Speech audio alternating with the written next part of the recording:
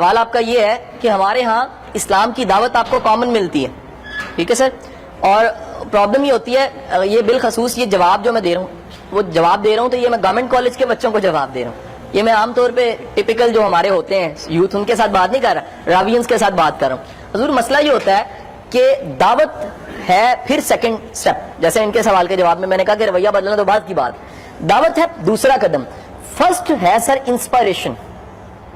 اگر انسپائریشن کے مقام پہ نہیں گئے آپ کہنا بھی نہیں مان سکتے۔ دعوت کا مطلب ہے میری مانو، ذرا جملہ سنیے گا، دعوت کا مطلب ہے میری مانو۔ سر پہلے وہ خود اس کو مانیں گے تو اس کی مانیں گے آپ۔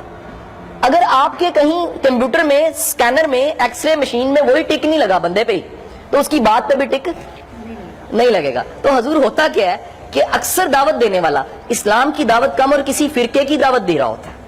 جا کے ذرا اس بات پہ تحقیق ضرور کیجئے گا، اور اگر غلط ملے تو میرے سے بھی رابطہ کیجئے گا کہ زیادہ تر دعوت جون سی ہے وہ کسی سیکٹ کی ہوتی ہے، اور اسلام کسی فرقے کا نام نہیں ہے۔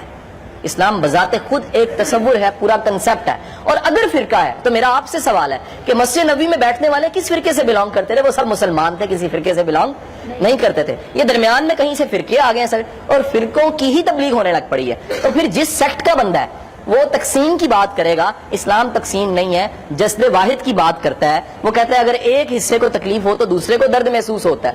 حضور ہم اتنا بٹ چکے ہیں کہ ہمارے ایک حصے کو تکلیف ہوتی ہے، دوسرے کو درد محسوس نہیں ہوتا، کیونکہ بانٹنے والوں نے اتنا بانٹ دیا ہے کہ جسد واحد کے بھی پرخچے اڑ گئے ہیں۔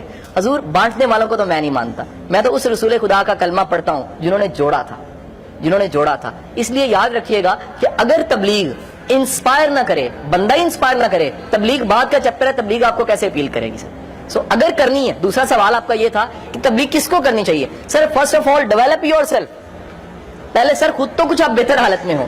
کچی روٹی تو سر نہیں کھادی جاندی، کچا سالن بھی کھادا نہیں جاندہ، ہاف کوکڈ چاہ بھی نہیں پیتی جاندی۔ تسی کدے کچی چاہ پی کے دیکھنا، تانوں محسوس ہوئے گا کہ انہوں ابالا نہیں آیا، انہوں کاڑیا نہیں گیا، اودے وچ بھی ذائقہ محسوس نہیں ہوئے گا۔ تو سر جو بندہ ہی ابھی ہاف کوک ہے وہ تبلیغ کیسے کر سکتا ہے سر؟ آخر اس کا بھی کوئی معیار اور مقام تو ہوگا۔ آپ کسی کو ڈرائیونگ سیٹ پہ بٹھانے سے پہلے دیکھتے ہیں گاڑی چلانی آتی ہے کہ نہیں آتی۔